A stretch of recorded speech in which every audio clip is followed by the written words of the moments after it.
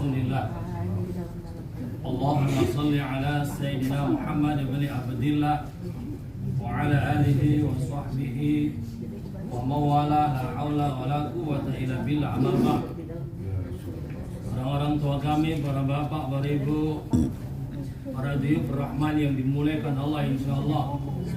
Alhamdulillah, segala puji bagi Allah dengan keagungannya, dengan segala rahman rahimnya, telah mengumpulkan kita di tanah yang mulia ini, di tanah haram ini, untuk melaksanakan ibadah umrah, melaksanakan ibadah-ibadah yang lainnya di tempat yang sangat dimuliakan oleh Allah Subhanahu wa taala. Tempat di mana lahirnya manusia agung, manusia mulia yang menjadi sumber kemuliaan yang ada di dunia ini. Dan ibu rahimanallah, ketahuilah kita yang hadir di tempat yang mulia ini adalah tanda-tanda daripada hamba-hamba Allah yang dipilih menjadi hamba-hambanya yang baik. Suatu hari seorang sahabat, Zaid Al-Khair, yang asal namanya Zaid Al-Khair, datang tergesa-gesa menghadap Rasulullah Sallallahu Alaihi Wasallam. Dengan membawa onta, ia tambatkan ontahnya. Dengan tergesa-gesa dia jumpa Rasul. Dia katakan, ya Rasulullah, aku telah tidak istirahatkan siangku 9 hari, tidak tidurkan malamku 6 hari. Aku puasakan ontaku hanya karena ingin segera bertemu dengan kau untuk bertanya 2 hal ya Rasulullah. Sambil tersenyum melihat sosok sahabat yang begitu bersungguh-sungguh ingin menemui Rasul di kota Madinatul Munawwarah yang kemarin kita berada di sana. Rasul bertanya, wahai sahabatku, man ismu? Ismu, siapa namamu? Maka dikatakan, namaku Zaid Al-Khail ya Rasulullah. Namanya asalnya Zaid Al-Khail, Zaid yang punya banyak onta, karena dia orang yang sangat begitu luar biasa ontanya. Maka Rasul tidak berkenan dengan namanya Zaid Al-Khail, diganti dengan Zaid Al-Khair. Ma ismuka Zaid Al-Khair, namamu Zaid Al-Khair. Labaik ya Rasulullah. Dengan senang hati di saat namanya diganti Zaid Al-Khair. Maka Rasul bertanya, apa yang tidak kutanya? Ma tas'al. Dia katakan, ya Rasul, apa tanda-tanda hamba yang ingin dijadikan Allah, dipilih Allah menjadi hamba yang baik? Dan apa tanda-tanda hamba yang dipilih Allah menjadi hamba-hamba yang buruk, hamba-hamba yang tidak baik? Rasul balik bertanya, ya Zaid Al-Khair, mahluka hadzal ayyam, bagaimana keadaanmu hari ini? Apa katanya, ya Rasul, hari ini aku cinta dengan kebaikan. Aku senang berkumpul dengan orang-orang baik. Aku senang melihat orang-orang berbuat baik. Dan aku merasa susah kalau satu hari terlewatkan padaku satu kebaikan. Kata Rasul, itulah tanda-tanda Allah menghendaki engkau menjadi orang yang baik. Sementara kebalikan dari tersebut, itu tanda-tanda Allah tidak ingin menjadikan engkau orang yang baik. Dan hari ini Allah jadikan kita orang-orang yang berkumpul bersama orang-orang yang baik, di tanah yang mulia, di masjid yang mulia, di tempat yang mulia, dikumpulkan dengan jutaan orang-orang yang mulia. Kita senang melihat tingkah orang-orang yang mulia, bahkan merasa getun kalau kita tidak melakukan kebaikan di tempat ini. Ini tanda bahwa Allah menghendaki kita menjadi orang-orang yang baik. Maka insya Allah kita yang hadir di tempat ini, yang dihadirkan Allah di tempat yang mulia ini, adalah ciri-ciri hamba Allah yang dibaikkan Allah dan nanti dimatikan dalam keadaan husnul khatimah. Salawat dan salam Allahumma sholli ala Sayyidina Muhammad. Mudah-mudahan tetap terlimpah curahkan buat junjungan alam baginda Nabi Muhammad sallallahu alaihi wa alihi wasallam. Lagi-lagi kami sampaikan, Nabi yang begitu mencintai kita umatnya. Suatu hari malaikat kebingungan. Ceritakan dalam kitab Anwar Muhammadiyah, malaikat kebingungan karena aras bergoncang.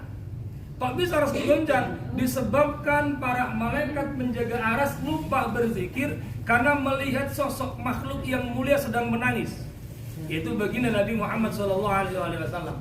Maka Allah yang maha tahu, Allah bukan tidak lalu, tapi Allah ingin tunjukkan kepada para malaikat, Allah ingin tunjukkan kepada malaikat Jibril betapa cintanya Allah kepada baginda Rasulullah. Begitu Nabi kita menangis, Allah perintahkan Jibril, ya Jibril, Enzil, Wasal, tanya Habibi kekasihku, limada ya buki, kenapa dia menangis? Maka langsung malaikat Jibril turun, dijumpai baginda Nabi sedang menangis, ditanya, ya Rasulullah, inna Allah yukri'uka salam. Wahai Rasul, Allah membacakan salam untukmu. Wa huwa yas'al, Allah bertanya, limada tabki, kenapa kau menangis ya Rasulullah? Apa kata Rasulullah? Ya Jibril, aku teringat dengan ucapan saudaraku Isa ibnu Maryam yang dikenang dalam Al-Quran, wa in tu'adzibum fa innahum ibaduk wa in taghfir lahum fa innaka antal azizul hakim. Ya Allah, seandainya engkau ampuni umatku, kata Nabi Isa alaihissalam, maka engkau maha bijaksana, engkau maha mulia. Tapi kalau engkau tidak ampuni umatku, terserah ya Allah, itu hamba-hambamu. Seolah-olah Nabi Isa melepaskan diri daripada umatnya, ya Jibril. Tapi aku, Rasulullah, aku Muhammad, la arda wa wahidun min ummati yadhhabu ila nar. Aku Muhammad tidak ridho kalau ada satu saja umatku yang masuk ke dalam neraka. Begitu cintanya Rasulullah kepada kita, sampai beliau menangis membuat aras bergoncang, malaikat lupa berzikir karena tangisannya yang begitu luar biasa. Hanya tidak ingin ada satu daripada kita umatnya yang nanti di yaumil qiyamah masuk ke dalam neraka. Maka aneh dan lucu kalau kita umat tidak mencintai baginda Nabi Muhammad sallallahu alaihi wasallam. Maka lucu kalau kita umat tidak senang berselawat kepada baginda Nabi Muhammad sallallahu alaihi wasallam. Terlebih di tempat yang mulia ini, yang kita berhubungan langsung dengan tempat yang pernah dipijak baginda Nabi, dengan tempat yang pernah dilahirkannya sosok mulia ini, di mana waktu Nabi kita Mi'raj ada sebuah cahaya yang tinggi menjulang. Dia bertanya kepada Jibril, Jibril, ini cahaya min aina hadza nur? Dari mana nur ini? Oh, itu tempat lahirnya Nabi Isa. Turun ikut sini. Maka Nabi Muhammad turun bersama Jibril, salat di tempat lahirnya Nabi Isa alaihissalam. Loh, kita sekarang berada di tempat lahirnya baginda Nabi Muhammad sallallahu alaihi wasallam. Maka yang perbanyak lisan kita berselawat kepada baginda Nabi Muhammad sallallahu alaihi wasallam. Quraimanallah, sebuah jaminan dari baginda Nabi. Karena 4 malaikat pernah datang, malaikat Jibril, Mikail, Israfil menjumpai Rasulullah dan dia mengatakan, ya Muhammad, ma min ummati yusallimu alaika asrata marrah. Tidaklah dari umatmu yang berselawat 10 kali saja tiap hari. Wa anna, kata malaikat Jibril, akhidun biyadihi wa amru ila sirat. Aku akan pegang tangan umatmu yang tiap hari berselawat 10 kali, kau tonton melewati sirat yang lebih kecil dari rambut, lebih tajam daripada pedang. Siapa yang enggak selamat melewati sirat kalau dia menuntut malaikat Jibril? Orang-orang bingung nengok titian sirat yang dalam kitab tafsir Hamami itu bentuknya zigzag. Mendatar 1000 tahun, naik 1000 tahun, turun 1000 tahun, zigzag sampai 7000 tahun perjalanan. Bukan dunia, tapi 7000 tahun ukuran akhirat. Begitu lamanya waktu itu. Tapi orang-orang yang dituntun malaikat Jibril dengan seketika kalbarki, seperti kilat yang menjambar, kalhatib, dia langsung sampai kepada surganya Allah Subhanahu wa taala. Apa? Berselawat tiap hari 10 kali kepada baginda Nabi. Sementara malaikat Jibril, malaikat Mikail, wa ana ya Rasulullah, dan aku ya Rasulullah, kata Mikail, asrabu min haudikal kausar, akan berikan minum dari telagamu ya Rasulullah untuk umatmu yang tiap hari berselawat 10 kali. Orang yang minum telaganya baginda Nabi la atsal abad al abad, nggak akan pernah merasa haus selama-lamanya. Maka jangan pernah lidah ini berhenti berselawat minimal 1 hari 10 kali. Malaikat Israel, dan malaikat Israel dia katakan, ya Muhammad, wa ana aqbadur ruhahu, aku akan mencabut ruh daripada umatmu yang berselawat 10 kali tiap hari, kama aqbadurul anbiya wal mursalin, sebagaimana aku cabut ruhnya Nabi dan ruhnya para Rasul, mencabut seperti rambut daripada tepung, tidak akan terasa. Di mana dikatakan orang mati syakaratu ibrahimullah, seperti digambarkan dalam kitab Ar-Ruh, seperti kain yang basah ditaruh di kawat yang berduri, kemudian dililitkan, ditarik sekencang-kencangnya, akan terkoyak-koyak itu kain-kain tersebut. Maka sama di saat ruh keluar dari jasad kita, kita akan merasakan pedih yang sangat luar biasa. Tapi orang-orang yang berselawat kepada baginda Nabi, dia mati seperti rambut ditarik daripada tepung, tidak terasa. Maka rugi orang-orang yang tidak berselawat kepada baginda Nabi Muhammad SAW. Dan malaikat Israfil, aku ya Rasulullah asjudu ilallah, akan sujud di hadapan Allah, wala arfa ra'si, gak akan angkat kepalaku sampai Allah hatta yaghfirullah lahu, sampai Allah mengampuni dosa daripada umatmu yang berselawat 10 kali kepadamu. Maka ibu rahimanallah, jangan sampai kita tidak mau berselawat kepada baginda Nabi Muhammad SAW minimal 10 kali. Ba'da sholat isya atau mau tidur minimal 10 kali. Kalau 10 kali saja mendapatkan kemuliaan semacam itu, bagaimana kalau 1000 kali? Bagaimana kalau 2000 kali? Bagaimana kalau 3000 kali? Dan bagaimana kalau seluruh hidupnya, napasnya, waktunya, jalannya, tidurnya dia gunakan zikir untuk selawat kepada baginda Nabi. Jadi di saat kita bertanya kepada guru-guru kita, pada para masyayikh kita, ya Syekh, amal akhir zaman apa yang paling layak? Untuk orang-orang yang tidak punya sanad, untuk orang-orang yang tidak punya ijazah thariqah, cukup 2 amalan yang kau amalkan, insya Allah selamat dunia akhirat. Kasratul istighfar, kasratul salawat. Perbanyak istighfar dan perbanyak salawat. Maka di tanah haram ini perbanyak istighfar, perbanyak salawat, insya Allah mati kita husnul khatimah, gampang melewati sirat, dan nanti kelak tidak kehausan, serta dimasukkan ke dalam surganya Allah Subhanahu wa Ta'ala. Mudah-mudahan kita umat daripada baginda Nabi yang kelak mendapatkan syafaat daripada baginda Nabi. Amin Allahumma amin. Bapak Ibu rahimanallah, para duyub rahman, tamu-tamunya Allah yang Maha Pengasih. Hari ini sudah ada yang 1 kali, ada yang 2 kali, ada yang 3 kali, seperti Pak Daliman. Masya Allah, tua tapi semangatnya luar biasa, 3 kali umroh. Ini merupakan ma'unah, pertolongan daripada Allah Subhanahu wa Ta'ala. Ini merupakan hidayah daripada Allah Subhanahu wa Ta'ala. Kita telah melakukan ibadah umroh, ibadah yang sangat dianjurkan bagi mereka, orang-orang yang punya waktu, punya harta, punya tenaga, karena dalam ibadah umroh ada fadilah-fadilah yang sangat luar biasa. Dikatakan dalam Al-Quran, Inna Safa wal Marwa min syairillah. Sesungguhnya Safa dan Marwa adalah tanda-tanda daripada kekuasaan Allah. Maka faman hajja wa tamara, maka siapa yang haji atau umroh ke tanah haram, fala junah alaih, maka dia tidak akan punya dosa. Keluar daripada umroh, keluar daripada haji, Allah telah ampuni dosa-dosanya. Insyaallah kita termasuk orang-orang yang keluar dari tempat ini adalah orang-orang yang diampuni dosanya oleh Allah. Siapa mereka? Yaitu orang-orang yang menyandang predikat umroh mabrur. Orang-orang yang fala junaha alai di sini, orang-orang yang mendapat mandat, mendapat sebuah stempel legalitas dari Allah sebagai orang-orang yang mendapat umroh mabrur. Siapa orang-orang yang mendapatkan umroh mabrur? Mereka orang yang mampu melahirkan 3 perkara dalam dirinya. Apa itu? Yang pertama, ghayatul hudu, ai ghayatut taqwa, ghayatut ta'ah. Yang kedua, ghayatut tazallul, dan yang ketiga, ghayatut tawakkul. Maka seorang yang umrohnya mabrur dapat dilihat dari 3 ini. Maka nanti lihat diri kita. Kalau seandainya 3 ini telah mampu hadir dalam diri kita, pulang dari ini pasca umroh ini mampu menerapkan ghayatul khudu' atau ghayatul ta'ah, ghayatul tazallul wa ghayatul tawakkul, berarti umroh kita umroh yang mabrur. Apa ghayatul khudu' atau ghayatul ta'ah? Yaitu sebuah puncak ketaatan kepada Allah Subhanahu wa Ta'ala. Bagaimana tidak, kita telah korbankan 30 juta lebih. Kita telah korbankan waktu kita, bahkan begitu sampai ke tanah haram, letih, tidak pernah kita pandang. Keadaan yang begitu lelah, nggak pernah kita hiraukan, langsung datang ke Baitul Haram. Kita putari Ka'bah 7 kali. Ini kan sebuah usaha yang sangat luar biasa. Bentuk ghayatul ta'ah kita, ghayatul puncak ketaatan kita, puncak khudu kita kepada Allah Subhanahu wa Ta'ala. Maka orang-orang yang setelah umroh, dia wajib menanamkan puncak ketaatannya kepada Allah Subhanahu wa Ta'ala. Karena hakikat orang yang tawaf, ibu rahimanallah, hakikat orang yang tawaf, bapak rahimanallah, adalah usaha seorang hamba kepada Allah yang bergelimang dosa. Maka sebelum kita berangkat, kita wajib hadirkan, bahkan sampai hari tetap menghadirkan bahwa kita adalah hamba-hamba yang bergelimang dosa, hamba-hamba yang penuh dengan dosa. Karena memang al-insan ma'a khata' wal-nisyan, manusia tempat salah dan lupa. Dan jangan pernah merasa diri kita lebih baik dari yang lain. Sedikit saja kita merasa, itu nggak ada apa-apanya sama aku, sehingga kita merendahkan yang lain. Kita merasa ini lebih mulia di tempat ini, kita lebih bagus ibadahnya, dia nggak ada apa-apanya. Jangan harap umroh kita menjadi umroh yang mabrur. Sedikit saja ada rasa, aku lebih baik daripada dia, aku sudah 3 kali, dia sekali. Bisa jadi bu, yang cuma sekali lebih mulia daripada Allah di pandang Allah. Tergantung apa? Bagaimana keadaan hatinya di hadapan Allah Subhanahu wa Ta'ala.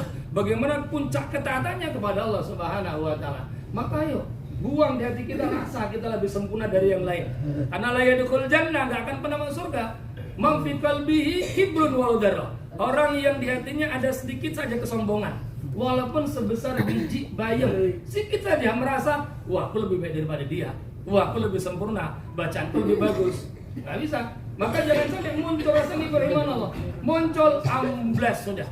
Sia-sia umroh kita, sia-sia ibadah kita. Pulang dari sini bukan umroh mabrur, tapi umroh mabur. Beda umroh mabrur sama umroh mabur. Umroh mabur itu apa? Naik pesawat kemarin pulang balik, datang kemarin jalan-jalan cari jajan, cari oleh-oleh, udah habis. Cerita sama tangguh gini-gini, padahal umrohnya umroh mabur bukan umroh mabrur.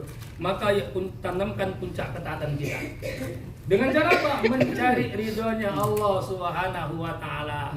Ridha Allah ada dua, ada hablum minallah, ada hablum minannas. Maka setelah pulang umroh bersungguh-sungguh menjalankan taat kepada Allah. Yang dulu sholatnya males berjamaah, yang laki-laki setelah pulang umroh semangat berjamaah. Yang dulu males untuk puasa sunnah, setelah pulang umroh istiqomahkan puasa sunnah. Kenapa? Ini ghayatul ta'ah namanya. Sedangkan yang hablum minannas juga kita berbaharui. Cari ridha Allah, yang hablum minallah, yang hablum minannas. Seorang istri beriman yang umroh ini, puncak keriduan kita kepada Allah bukan hanya kepada Allah, tapi ada pada suami. Hari ini yang kita umroh, baca Quran 30 juz khataman, umroh berkali-kali, badannya luar biasa ke masjid, tapi sampai rumah durhaka sama suami, ambles sudah. Habis. Kenapa? Puncak keriduan gak dicari di hadapan Allah Subhanahu wa taala. Maka rasa apapun buang. Puncakkan, hadirkan rasa khudu' iman kita kepada Allah Subhanahu wa taala. Ini yang pertama, melihat bagaimana orang itu umrohnya umroh yang mabrur. Yang kedua, dilihat dari apa? Dari ghayatul tadallul, yaitu puncak kehinaan muncul dalam dirinya. Merasa dirinya paling hina, merasa dirinya paling rendah, merasa dirinya nggak punya apa-apa. Ayo hadirkan rasa kita ini hina, kita rendah, kita tidak mampu apapun. Kita tidak bisa berangkat kemari melainkan karena Allah yang memberangkatkan kita kemari. Bukan karena uang kita, bukan karena harta kita, tidak. Tapi Allah yang memberangkatkan kita kemari. Berapa banyak yang punya harta tapi nggak mau umroh? Berapa banyak yang punya kemampuan, punya tenaga, punya semuanya tapi nggak berangkat umroh? Kita yang kadang-kadang pas-pasan, yang hanya kalau kita lihat dengan yang mereka itu lebih, tapi Allah berangkatkan. Ini semua maunah dari Allah. Maka munculkan tadzalul kita, kehinaan kita kepada Allah. Karena kapan kita merasa hina di hadapan Allah, Allah akan muliakan kita. Tapi kalau kita merasa hina di hadapan makhluk, tidak boleh. Jangan pernah merasa hina, walaupun manusia itu lebih kaya, jangan hinakan kita di hadapan makhluk. Karena hakikatnya kita sama manusia adalah sama. Allah hanya melihat hati kita. Innallaha la yanzuru ila abdanikum wala amwalikum wala wujuhikum. Allah enggak melihat badanmu yang kekar, yang cantik, yang ganteng kayak Pak Herman yang ganteng. Ya enggak melihat tuh kayak Pak polisi kita. Dan baik hati Allah enggak lihat, tapi hati yang Allah lihat. Allah enggak melihat harta, Allah enggak melihat kedudukan. Walakin Allah yang dulu ila qulubikum, yang Allah lihat hati kamu, kata Allah. Maka sekarang di tempat ini niatkan, azamkan yang kuat, nanti pulang ke rumah memperbaiki hati, menghadirkan tadzallul dalam goyah, rasa kehinaan dalam puncak kita kalau kita hamba yang hina. Sehingga kalau muncul sifat rasa hina di depan Allah, ya kita nggak akan pernah muncul sombong sebagainya. Ya kita hanya akan berserah diri kepada Allah Subhanahu wa taala. Maka ini juga sudah kita hadapkan di depan Allah. Begitu sampai kita di Ka'bah, putaran pertama kita agungkan Allah Subhanallah, Maha suci Allah. Kita sudah memuji Allah. Kalau sudah kita sucikan Allah, berarti kita hinakan diri kita. Walhamdulillah, kita sudah katakan, ya Allah, Maha suci Engkau ya Allah, segala puji bagimu ya Allah. Karena Allah telah berikan kita ribuan nikmat. Allahu Akbar, kita besarkan Allah, berarti kita kecilkan diri kita. Kemudian kita telah berjanji kepada Allah dengan minta kepada Allahumma imanam bika, kita minta supaya dikuatkan iman kita, watas dikom bi kita bika, di sungguh-sungguh dalam memahami kitab-kitabnya Allah, mengimani kitabnya Allah. Dan kita berjanji kemarin, wa'afa'an bi ahdika, ya Allah, aku berjanji untuk memenuhi segala perintahmu, berjanji untuk memenuhi segala apa yang kau perintahkan kepadaku. Watibani sunnatin nabika, aku juga berjanji untuk mengikuti sunnah nabimu. Maka yang sudah kita janjikan, ikrarkan di Ka'bah ini, ayo sungguh-sungguh kita amalkan pulang dari umroh. Dan di sana itu ada tempat di mana kita disunahkan antara Hajar Aswad dan pintu Ka'bah, disebut multazam. Tapi nggak boleh karena sunnah terus sampai memudaratkan diri. Daful fasid muqaddamu ala jabil masolli, bukan hukumnya haram. Hanya pingin meluk dinding Ka'bah, kemudian kita mundurkan diri, haram. Hanya pingin nyium Hajar Aswad, kita mundurkan diri, membuat bahaya, hukumnya haram. Daful mafasid muqaddam ala jalb masalih. Nyium Ka'bah, nyium Hajar Aswad, memeluk multazam, hukumnya sunnah karena Rasul pernah kerjakan itu. Tetapi untuk mencari itu sampai membuat kita mudarat, hukumnya adalah haram. Tidak perlu kita memudaratkan diri kita. Tetapi di sana kita bentuk penghinaan bahwa kita nggak punya apa-apa. Kita serahkan, kita peluk Ka'bah, dan hakikatnya kita bukan peluk Ka'bah, subhanallah. Tapi hakikatnya kita peluk Sang Pencipta Ka'bah. Itu Allah Subhanahu wa taala. Sebagaimana Qais kepada Laila Majnun dulu, di saat dia rela menghinakan diri menjadi seekor domba. Tatkala ada orang pengembala bawa kambing-kambing, dia minta, "Aku boleh nggak nyamar jadi kambing?" Oh boleh. Dia pakai baju kambing si Qais. Maka dia berjalan seperti kambing. Begitu sampai rumah si Laila, dia peluk dinding Laila. Datang pengawal, "Hei, kamu orang gila ya? Kenapa kamu peluk dinding rumah ini?" Apa kata si Qais? "Aku tidak memeluk ini dinding, tapi aku memeluk yang ada di balik dinding." Maka akhirnya kita tidak memeluk Ka'bah, tapi kita memeluk Sang Pencipta Ka'bah untuk menghinakan diri kita, merendahkan diri kita bahwa Allah yang Maha Agung, Allah yang Maha Kuasa. Maka Ibrahim Allah sepulang dari sini, ayo hudurkan tazalul kita, rasa hina kita, karena Allah yang Maha Mulia. Jangan pernah ada sedikit merasa kita lebih baik dari orang lain. Jangan ada rasa kita lebih bisa dari orang lain. Kalau ada sedikit, siapapun kita hambar. Mau kita baca Quran 30 kali khataman, mau kita hafiz 30 juz, mau kita alim bagaimanapun, tapi kalau masih ada rasa aku lebih baik daripada dia, kan ustadz, dia kan gak aman, ada bapaknya. Ustadznya gak laku sama sekali di depan Allah. Karena Allah gak memandang itunya, Allah memandang hati kita di depan Allah Subhanahu wa taala. Dan yang terakhir, ciri-ciri orang yang umrohnya mabrur adalah dia melahirkan rasa ghoyatut tawakul, puncak kepasrahan kepada Allah Subhanahu wa taala. Ini pernah diamalkan yang menjadi sebab disyariatkannya syair dilakukan oleh Sayyidatina Siti Hajar di saat Nabiullah Ismail alaihissalam dalam keadaan haus dan lapar karena begitu panasnya cuaca waktu nggak seperti ini, sudah sejuk, ada AC. Waktu itu belum ada bigori wadi zizar'in, dalam Quran dikatakan di sebuah lembah tandus yang nggak ada tumbuh-tumbuhan sedikit pun. Haus sementara nggak punya apa-apa dia. Cuma dititipkan makanan beberapa, ditinggal Nabi Ibrahim, nggak mau noleh sama sekali. Dipanggil dia, "Ibrahim, kenapa kau tinggal kemari?" Nggak mau noleh. "Ya Nabi Ibrahim, kenapa kau tinggal kemari?" Nggak mau noleh. Begitu, "Apa ini perintah Allah?" Baru berhenti. "Ya, ini perintah Allah." Kalau gitu Nabi Ibrahim, aku yakin kapan Allah perintahkan pasti ada hikmah di sini.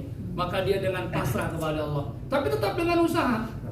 Dia pasrah. Di sana Nabi Ismail mulai kehausan, lapar dan sebagainya. Maka Nabi Siti Hajar lari-lari dari Safa ke Marwah. Ini apa maksudnya? Bentuk usaha. Walaupun seharusnya nanti nggak semacam itu, tapi ini usaha, ini wajib. Maka syariat usaha wajib. Tapi intinya ini tawakulnya, ghoyatut tawakulnya, lari ke Safa. Ditengok seperti ada air, rupanya Fata Morgana. Ditengok di Marwah seperti ada ke Marwah seperti ada air, rupanya Fata Morgana. Ke Safa lagi, ke Marwah lagi, bolak-balik sampai balik lagi. Akhirnya sampai Marwah ternyata nggak ada. Maka dia tawakal, "Ya Allah, aku sudah ikhtiar, aku sudah berusaha, sekarang aku sandarkan diri kepadamu ya Allah." Tiba-tiba hentakan Nabi Ismail mengeluarkan air. Maka lari dengan cepat Siti Hajar, dikumpulkan Zamzam, kumpul. Maka menjadi berkumpul air itu menjadi air Zamzam. Dan dengan sebab itulah kota Mekah menjadi kota yang subur dan kota yang diberkahi Allah Subhanahu wa taala. Artinya apa? Artinya Ibrahim Allah ternyata sandaran terakhir Siti Hajar membuat beliau menjadi orang yang dimuliakan, dikenang sejarahnya dalam Quran, bahkan syariatnya diikuti oleh umat Nabi Muhammad sebab tawakalnya kepada Allah Subhanahu wa taala. Maka siapapun kita setelah pulang umroh ini, ayo puncak tawakal kita sandarkan kepada Allah. Jangan lagi risau mikirin ini itu sebagainya. Jangan lagi mikir, "Wah, ini apaku, nanti duitku udah habis tadi." Udah, jangan mikir ini, udah tawakal kepada Allah. Di saat kita tawakal, Allah akan ganti yang lebih baik. Tapi jangan cari gantinya. Kuncinya tawakal ya, jangan cari gantinya. Ada orang-orang mau tawakal, tapi tujuannya nyari ganti. Jangan nyari gantinya. Memang tujuannya tawakalnya kepada Allah. Karena kalau sudah tawakal, Allah pasti akan ganti. Sesungguhnya dalam tauhid, ikhtiar itu adalah, orang yang paham bagaimana dalam tauhid, ikhtiar itu adalah bentuk sawab untuk hamba. Orang sakit, yang menyembuhkan Allah, dokter nggak bisa menyembuhkan, nggak bisa. Bu Eva nggak bisa menyembuhkan, Bu Lasma nggak bisa menyembuhkan, yang bidan-bidan nggak bisa. Manusia nggak ada yang bisa menyembuhkan, yang menyembuhkan Allah. Tapi kita manusia kalau sakit diperintahkan Allah untuk berobat ke bidan, berobat ke dokter apa? Sebagai ikhtiar. Begitu sakit, kemudian datang ke bidan, datangnya kita adalah pahala Ibrahim Allah. Datangnya pahala. Ya Allah, aku niat berobat untuk supaya sembuh agar aku bisa ibadah. Maka datang berobat adalah ibadah. Kemudian kita berdoa, ya Allah sembuhkan aku. Kata Rasulullah, intizaru du'a minal du'a ila ijabah. Orang menunggu al-intizaru minal du'a ila ijabah. Menunggu dari doa sampai dikabulkan, ini adalah ibadah. Jadi orang nggak punya anak, kemudian datang ke dokter berobat, kemudian doa kepada Allah sampai usaha bawa rutop yang mudah, nggak dikasih anak juga, penantiannya sampai punya anak adalah ibadah. Sampai meninggal nggak punya anak, maka penunggunya, menantinya dia dari mulai menikah sampai nggak punya anak sampai mati adalah ibadah semua. Maka dalam kitab Jamil Usul Fiqh Auliya, para wali-wali itu kalau doanya dikabulkan senangnya sekali. Tapi kalau doanya tidak dikabulkan senangnya 2 kali. Kenapa? Pahalanya double di sana. Maka ayo tawakal kita kepada Allah, sandarkan kepada Allah, tetap usaha. Usaha ini adalah ibadah. Jadi ciri-ciri orang yang umrah mabrur, pulang dari sini dia ghayatul khudu', ghayatul ta'ah.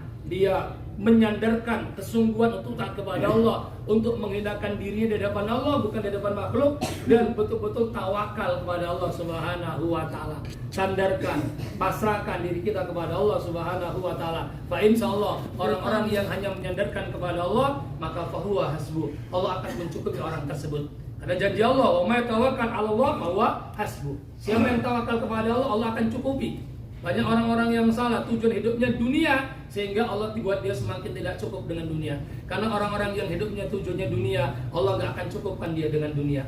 Tapi orang-orang yang hidupnya karena Allah, hidupnya karena ridha Allah, semuanya akan Allah cukupkan, baik dunianya, lebih-lebih akhiratnya. Maka kunci daripada haji mabrur yang terakhir adalah berusaha untuk ghayatut tawakkul, menyandarkan puncak ketapasrahan kepada Allah Subhanahu wa taala. Mudah-mudahan yang singkat memberikan manfaat kepada kita semua. Terakhir, Allah yang perlu saya sampaikan kepada kita biar nggak salah paham.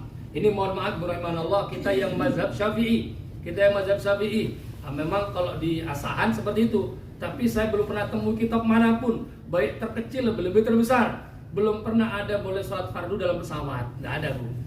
Mau ustadz manapun kalau di mana ada, itu bisa nanti kita pahamkan. Memang nggak ada. Jadi nanti subuh, ini pemahaman tuh ya. Jangan sholat subuh, tapi sholat dihormatil waktu. Karena kita nggak ada sholat yang dalam pesawat itu sholat fardu, yang ada sholat sunnah. Cuman sholat hormatul waktu itu sudah kedudukannya seperti subuh. Cuman begitu sampai di bandara atau sampai rumah, subuhnya wajib diqadha. Ini banyak kita kadang-kadang sholat subuh di pesawat gitu. Ini dalam fikih mazhab Syafi'i tidak ada.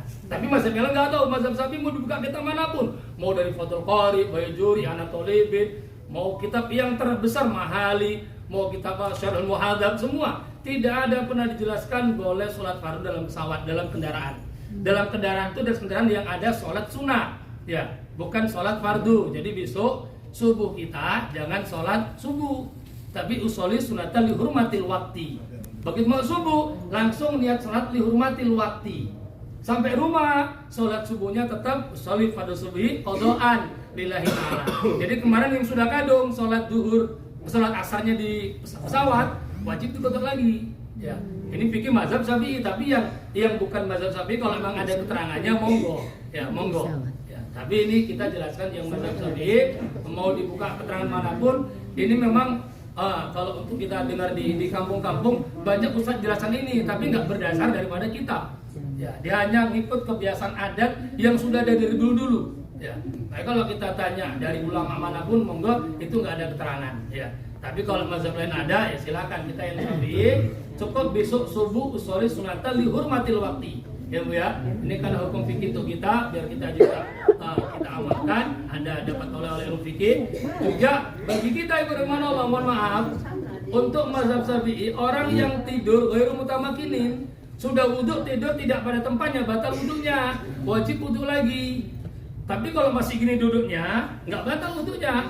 Berarti yang semalam sudah misalnya udah wudhu, tidur geletak, terus sholat, itu nggak dianggap sholat, wajib diqadha. Semalam misalnya kita karena ngantuk di masjid Mahram, tidurnya udah gini, rakaatnya sudah nggak ghairu mutamakin, ya, maka itu udah batal, berarti itu nggak dianggap sah sholatnya. Yang ingat itu sampai rumah diqadha lagi, biar nggak sia-sia ibadah kita di tanah haram ini. Selama kita nggak tahu la yukallifullahu nafsan illa wus'aha, nggak masalah selama nggak tahu. Tapi setelah itu kita paham, ini sedikit saja kita bahas hukum fikih sedikit untuk kita pegang supaya besok-besok, oh iya, ini tadi aku yang batal ini berarti ku qadha, ya, berarti ku qadha. Yang mazhab Syafi'i besok cukup dihormatin waktu subuhnya. Kalau zuhur asarnya bisa kita jamak waktu di bandara atau mungkin kalau di sini kalau di bandara. Mudah-mudahan yang singkatnya bermanfaat. Kurang lebih mohon maaf dan saya akhiri. Assalamualaikum warahmatullahi wabarakatuh. Waalaikumsalam warahmatullahi wabarakatuh. Kayaknya nanti setelah pulang umroh ini perlu ada kajian khusus.